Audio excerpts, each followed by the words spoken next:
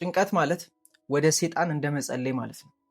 ፈጣሪ ያግዘኝም ፈጣሪ የለም የሚል ድምዳሜ እንደሆነ ማወቅ አለባችሁ።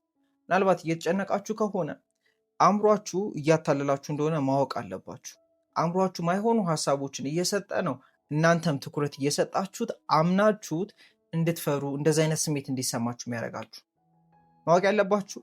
ጭንቀትም እምነት ነው፣ ግን ኔጌቲቭ እምነት ማለት ነው። ነገሮች ይሆኑልኛል ሳይሆን አይሆንልኝም፣ ወይም ደግሞ ይሳኩልኛል ሳይሆን አይሳኩልኝም የሚል እምነት ነው። ወይ ደግሞ ብቻ በመጥፎ መልኩ ቢሆንስ የሚል ድምዳሜ እየደመደማችሁ ነው። አይኖ አስተዳደጋችን ላይ ብዙ ነገሮች በቃ ሰርቫይቫል ኢሞሽን ነው ተሸክመን ምንኖሩ። ባይሆንስ ባይሳካስ ብቻ የሚሆነው ሳይሆን ማይሆነው ነው ቶሎ የሚታየን ማለት ነው። ስለዚህ ምነግራችሁ ያ የተማራችሁትን ነገር ማራገፍ አለባችሁ። ምክንያቱም ፈጣሪ ሁሌም አለ፣ እያገዛችሁም ነው፣ ልባችሁ የመታ ነው። ምፈልጉትም ሆኖላችሁ ያውቃል። ሆኖ ማያውቅ አይምሰላችሁ። ምፈልጉት ስላችሁ ምፈልጉት ብቻ ሳይሆን እናንተ በሐሳብና በስሜታችሁ እያመላለሳችሁ ያላችሁት ሁሉ እየሆነ ነው። ኢቭን በኔጌቲቭም ቢሆን ማለት ነው። ፈጣሪ ነፃ ፍቃድ ሰጥቶናል። ህይወት ላይ እኛ ነን ያለ ነው። እኛ ነን ህይወታችንን ክሬት እያደረግን እየኖርን ያለ ነው። ወይ በበጎ እምነታችን ምንፈልገውን ነገር ክሬት እናደርጋለን፣ ወይም ደግሞ እየተጨነቀን ያንኑ ክሬት እናደርጋለን። ብዙ ጊዜ ምንድን ነው የሚሆነው? እንፈራለን፣ እንጨነቃለን፣ ይመጣል ያ ነገር። ምንድን ነው ፍርሃትና ጭንቀታችን ምንድን ነው እያደረገ ያለው? እያባባሰ ነው የሚመጣው። እንደውም ምን ይባላል? የፈሩት ይደርሳል፣ የጠሉት ይደርሳል፣ የፈሩት ይወርሳል። ብቻ እንደዛ የሚባል አባባል አለ። ፍርሃትም ይሄ ጭንቀትም ምንድነው? እንዳልኳችሁ ነው፣ እምነት ነው፣ ግን ኔጌቲቭ እምነት ማለት ነው። በኔጌቲቭ መልኩ ማመን ከቻላችሁ ነገሮች ገና ሀፕን ሳያደርጉ እንደሚያደርጉ አስባችሁ ተሰምቷችሁ ይዛችሁ እያሳካችሁ ከሆነ ኔጌቲቭ ነገር፣ በጎ ነገርንም እንደዛ ክሬት ማድረግ መጀመር አለባችሁ። ያው ብዙ ጊዜ ለበጎና ለጥሩ ነገር ሲሆን በጣም ሰበብ እንደረድራለን። ይሄ በጣም ብዙ ነገር እናወሳስብ። ቪዥዋላይዜሽን ትላላችሁ፣ አፊርሜሽን ትላላችሁ፣ ብዙ ነገር ትላላችሁ። ለመጨነቅ እኮ ምንም ማይሆነውን ነገር ለማሰብ ቪዥዋላይዝ አታረጉ። በቃ ናቹራሊ መንገድ ላይ እየሄዳችሁ ግን ማይሆን ነገር እያሰባችሁ ቤታችሁ ሆናችሁ ወይኔ ጉድ እያላችሁ ገና ምንም ባልተፈጠረው ማለት ነው። ለነገርኳችሁ እኔና እናንተ ሁሌ ማወቅ ያለባችሁ እናንተ ሀሳባችሁን አይደላችሁ፣ ሀሳባችሁ የእናንተ ነው እንጂ ሀሳባችሁ ለይታችሁ ማየት መጀመር አለባችሁ። ሀሳባችሁ ደግሞ ሌላ ነገር አይደለም። አእምሯችን ሪከርድ ኦፍ ዘ ፓስት ነው፣ የድሮ ሪከርድ እንደሆነ ማወቅ አለባችሁ። ከዚህ በፊት ካጋጠሙት ከምናምን ተነስቶ ኦልሬዲ የደመደመው ነገር አለ፣ ኦልሬዲ የገነባው እምነት አለ፣ አመለካከት አለ፣ ብቻ አለ። ገና ጠዋት እንደተነሳን አእምሯችን ምን ያደርጋል? ማሰብ ይጀምራል።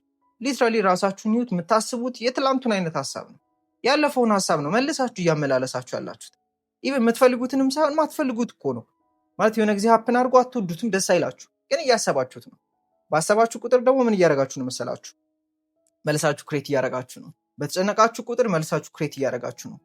የፋብሪካ ባለቤት ናችሁ ብላችሁ አስቡ እና ማትፈልጉት አይነት ምርት ወጣ። ጠረጴዛ ነው ብላችሁ አስቡ፣ ደስ በማይል ሼፕ ወጣ። ምንድነው የምታደርጉት? እኮ በቃ ባለቤት ስለሆናችሁ ችግር የለም። ምን ታደርጋላችሁ? ሂዳችሁ ዲዛይኑን ምናምን አስተካክላችሁ ድጋሚ ታወጣላችሁ። ነገር ግን አስቡት፣ ማትፈልጉት ነው። አሁንም መልሳችሁ ግን ሂዳችሁ ያንኑ ስታስወጡ፣ እኛም ሀሳባችን እንደ ፋብሪካ ብላችሁ አስቡ። አእምሯችን ስለለመደ ብቻ ያስባል፣ ግን ስላሰብን ብቻ አይደለም የሚሆነው። እኛ ትኩረት ስንሰጠው፣ አቴንሽን ስንሰጠው፣ እውነት ነው ብለን ስንቀበል ነው ህይወታችን ላይ ያንን የምንኖረው ማለት ነው።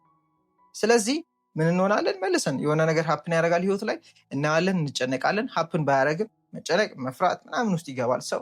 መልሳችሁ እሱን ታገኛላችሁ። ለሞመንት ግን ምነግራችሁ ነገር ምንም ሊላችሁ ይችላል። ሀሳባችሁ፣ አእምሯችሁ ብዙ ነገር ያመጣል።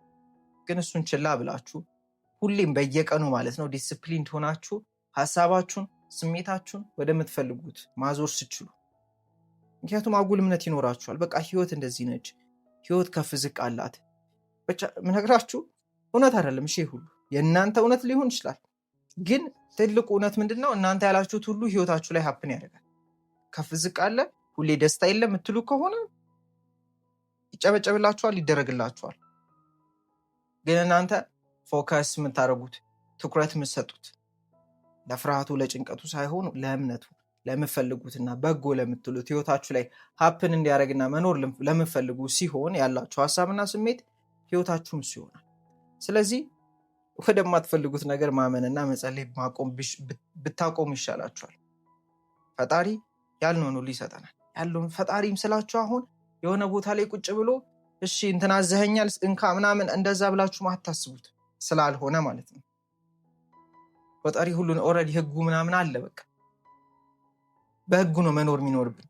እናስባለን፣ ይሰማናል፣ ውጤቱን እናገኘዋለን። ማንነታችን ህይወታችን ክሬት ያደርጋል። ይሄንን ብቻ ወሰዱት። ማንነታችን ህይወታችን ክሬት ያደርገዋል። ማንነታችን ማለት ያለን ሀሳብ፣ ስሜት፣ ተግባራችን ማለት ነው። እሱን እስካልቀየራችሁ ድረስ አንድ አይነት ውጤት ነው የምታገኙት ህይወት ላይ። እሱን መቀየር ስትጀምሩ ግን ውጤታችሁም ይቀየራል ማለት ነው። ስለዚህ አእምሯችሁ ዝም ብሎ የሚነግራችሁ ነገር ሁሉ አትመኑ። ማትፈልጉት ከሆነ በቃ ይሄን አይገልጸኝም ብላችሁ ወደ አዲሱ ሀሳብ መሄድ አለባችሁ። ከዛሬ ቪዲዮ ላይ የተማራችሁት ነገር ካለ ኮሜንት ላይ ጻፉልኝ እንደ ሁሌው። እና ዋንቷን ኮቺንግ የሚፈልጉ ሰዎች የ2 ሰዓት እንዲሁም ከዛ በላይ ዋንቷን ኮቺንግ ስለምሰጥ ዲስክሪፕሽን ላይ ባለው ኮንታክት ተጠቅማችሁ አውሩኝ። ክራይቴሪያውን ልክላችኋለሁ። እና ራሳችሁ ላይ ኢንቨስት ለማድረግ ዝግጁ የሆናችሁ ሰዎች ብቻ አውሩኝ። ይመቻችሁ።